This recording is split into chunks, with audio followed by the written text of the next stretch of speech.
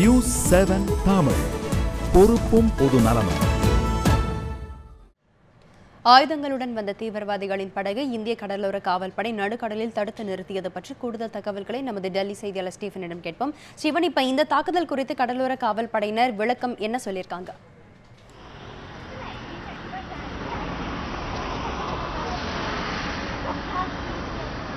நிச்சயமாக ஐஸ்வர்யா, இது தொடர்பாக பாதுகாப்பு அமைச்சகமானது ஒரு செய்தி அறிக்கையை வெளியிட்டிருக்கிறது. அந்த செய்தி அறிக்கையில் 3 முக்கியமான விஷயங்களை அவர்கள் குறிப்பிட்டிருக்கிறார்கள்.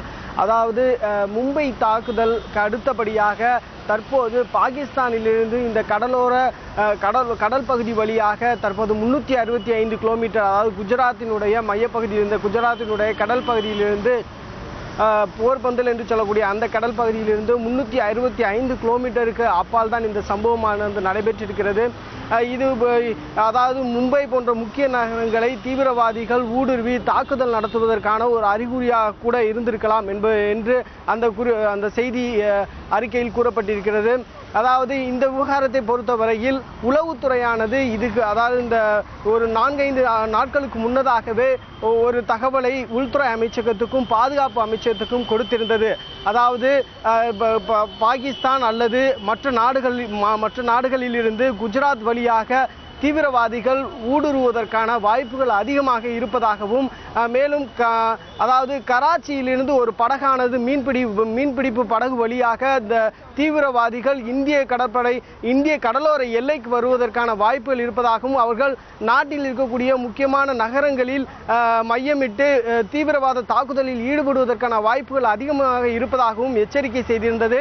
இதனை அடுத்து இந்திய கடலோர படையானது உரிய அறிவுறுத்தலின் பேரில் இந்த சம்பவத்தை சரியாக அவர்கள் தடுத்து நிறுத்தி இருக்கிறார்கள்.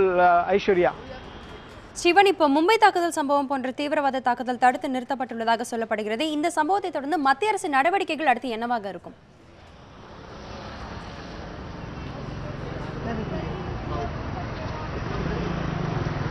இந்த சம்பவத்தை அடுத்து இன்று உள்துறை அமைச்சகத்தின் சார்பாக ராஜ்நாத் சிங் அவர்களும் ஒரு செய்தி அறிக்கையை வெளியிட்டிருக்கிறார்கள்.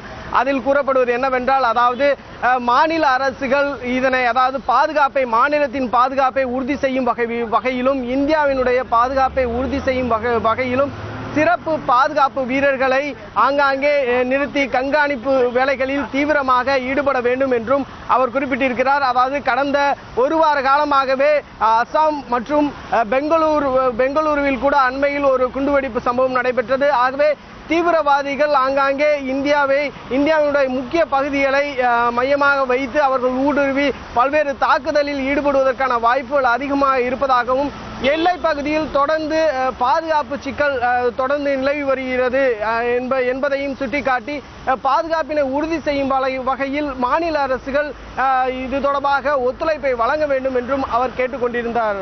ஐஸ்வர்யா, சிவன், இப்ப படையில் வந்தவர்கள் தீவிரவாதிகள் என்று சொல்லப்படும் நிலையில் அவர்கள் எந்த இயக்கத்தைச் சேர்ந்தவர்கள், அவர்கள் யார் என்பது பின்னணி குறித்த தகவல்கள் ஏதாவது இருக்கா?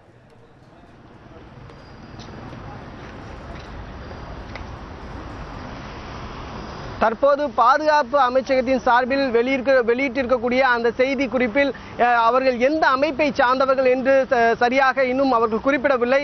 ஆனால் அவர்கள் பாகிஸ்தானிலிருந்து மீன்பிடி படகு ஒன்றின் மூலமாக இந்திய கடலோர எல்லைப்பகுதிக்கு வர முயற்சித்திருக்கின்றன. அதாவது குஜராத் வழியாக வந்து அவர்கள் மும்பையில் முகாமிட்டு தீவிரவாத தாக்குதலில் ஈடுபடுவதற்கான வாய்ப்புகள் அதிகமாக இருந்ததாகவே அதில் சொல்லப்பட்டிருக்கிறது. இதுவரை எந்த ஒரு இயக்கத்தை சேர்ந்தவர்கள் என்பது தெளிவாக தெரியவில்லை. ஐஸ்வர்யா, சிவன், தகவல்களுக்கு நன்றி. மேலும் தகவல்களுக்கு உங்களை மீண்டும் நாங்கள் தொடர்பு கொள்கிறோம்.